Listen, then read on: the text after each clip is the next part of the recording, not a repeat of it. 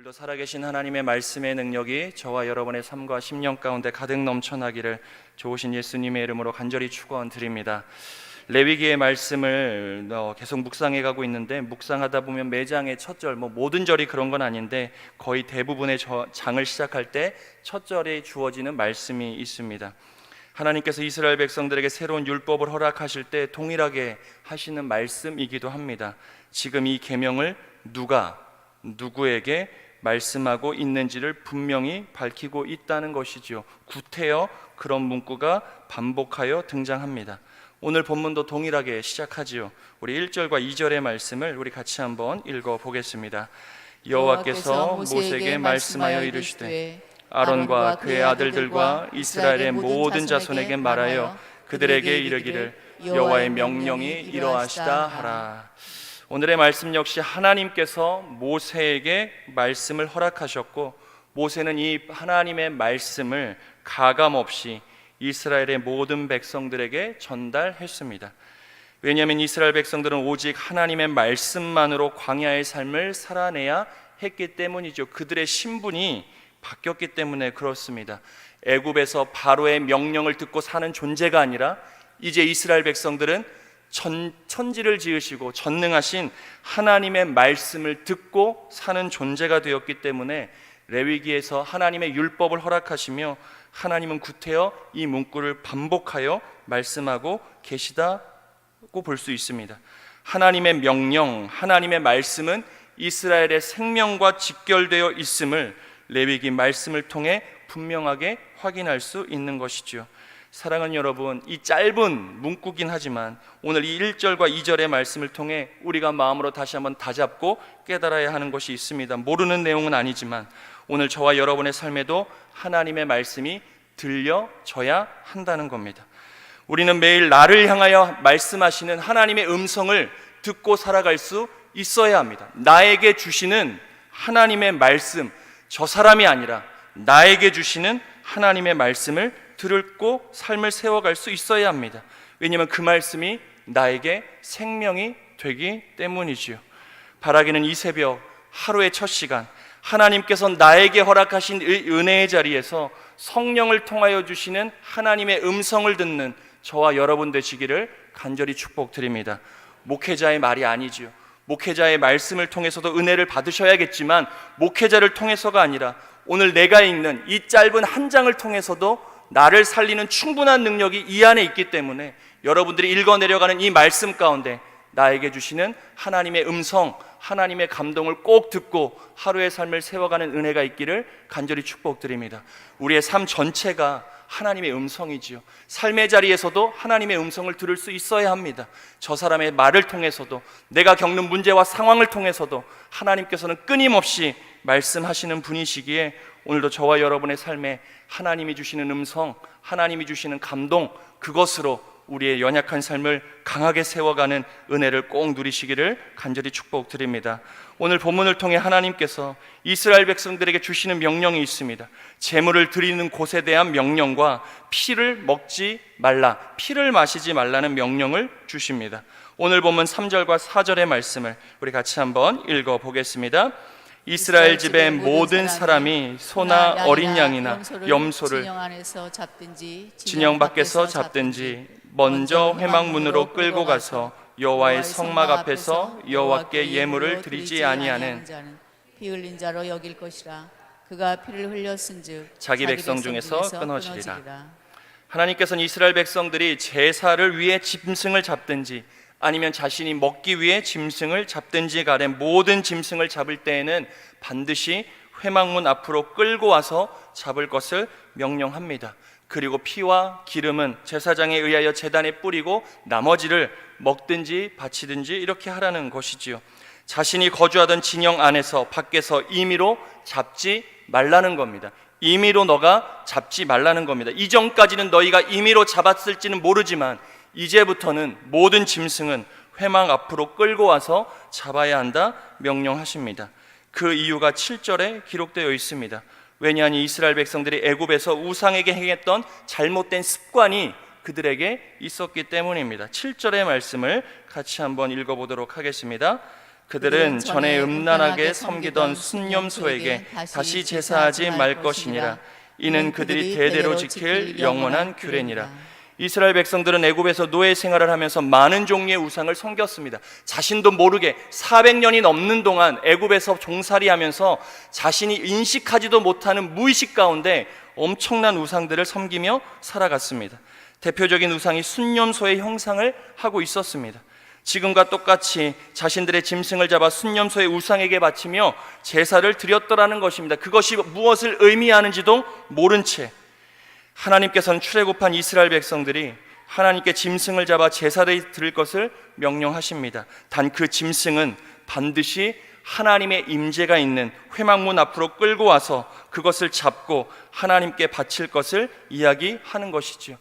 이것을 통해 이스라엘 백성들의 삶의 주인이 누구인지, 너의 인생의 주인이 누구인지, 너의 삶을 인도하는 분이 누구인지, 너가 진짜 붙들고 의지하여야 하는 분이 누구인지를 그들로 하여금 알게 하시기 위함이었습니다. 단순히 짐승을 잡는 것에서 그치는 것이 아니라 회막 앞으로 짐승을 끌고 갔을 때 내 인생의 주인이 하나님이시구나, 내 인생을 인도하시는 분은 하나님이시구나, 이스라엘 백성들은 자신의 머리와 마음 가운데 각인할 수 있어야 했던 것입니다. 하나님께 드릴 제물을 잡든 자신들이 먹기 위해 짐승을 잡든 이 명령을 통해 이스라엘 백성들은 매 순간 하나님을 인식했습니다.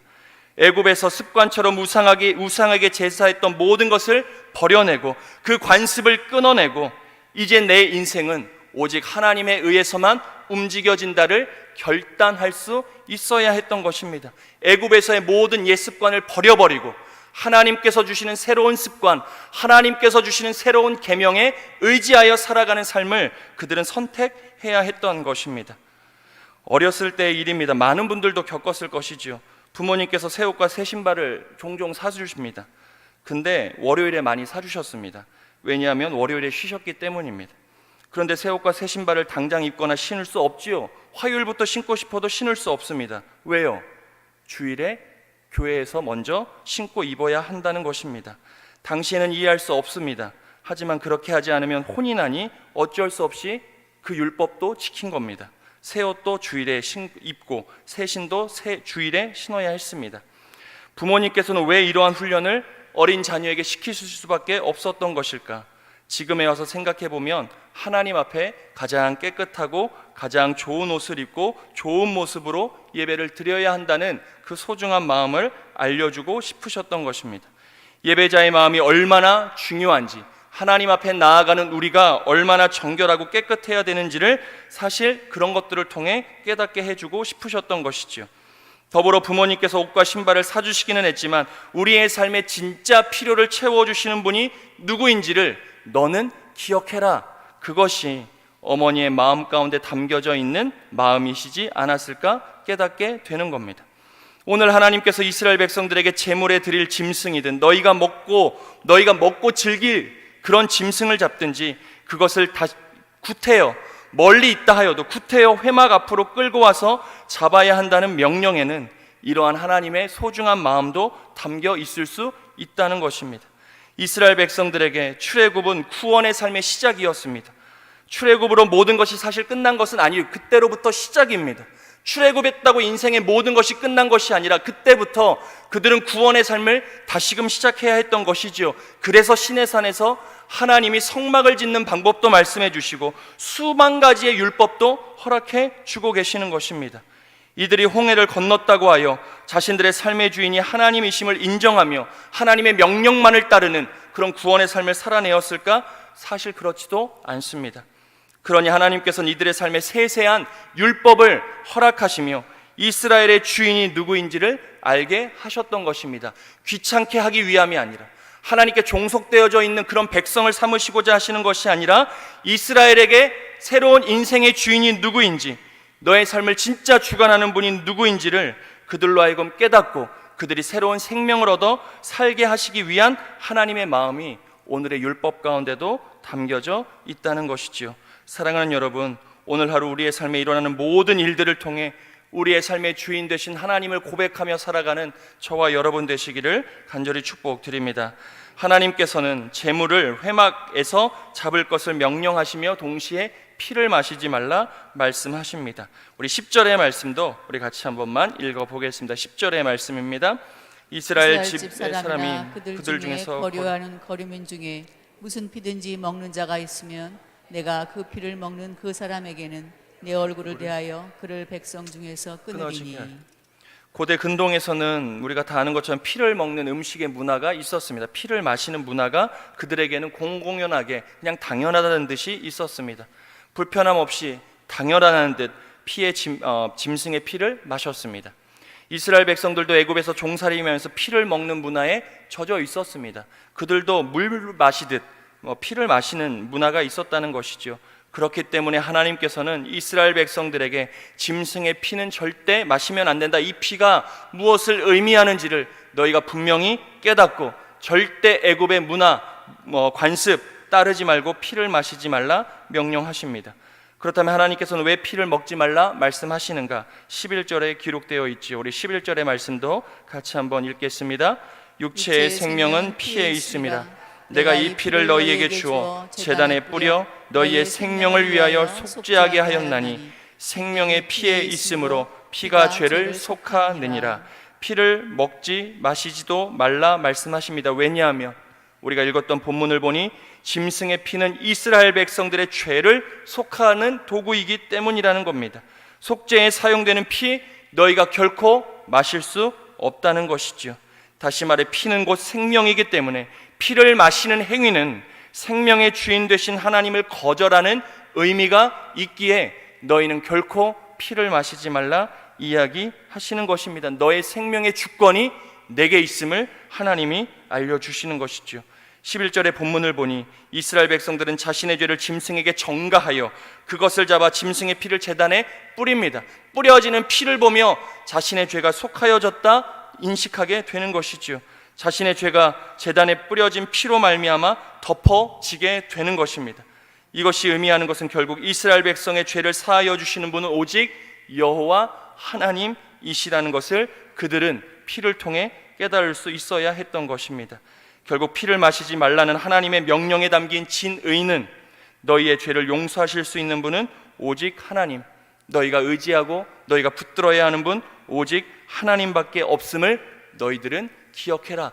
그것을 기억하며 피를 마시는 문화를 끊어내고 피를 마시지 않는 새로운 문화를 너희들이 만들어 살아갈 것을 명령하시는 것입니다.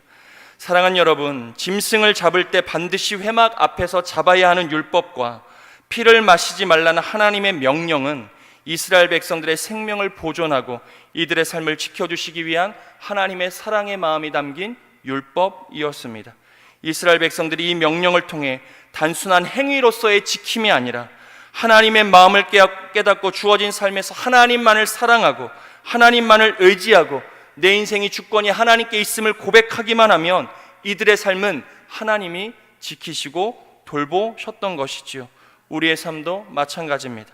오늘 저와 여러분의 삶이 하나님 앞에 있음을 우리가 기억하고 매 순간 그 하나님을 의지하고 붙들고 그 하나님께 우리의 인생을 내어드리는 선택, 그 믿음의 고백을 우리가 드리기만 한다면 그 고백을 받으신 하나님께서 우리의 삶을 지키시고 돌보아 주실 줄 믿습니다. 저와 여러분 오늘의 삶, 하나님께서 나를 지켜주심을 우리가 신뢰하고 하나님 앞에 있음을 우리가 기억하며 우리의 삶 전부를 오늘 하루도 하나님께 내어 맡기며 승리하는 삶을 살아가시기를 좋으신 예수님의 이름으로 간절히 축원드립니다. 함께 기도하겠습니다.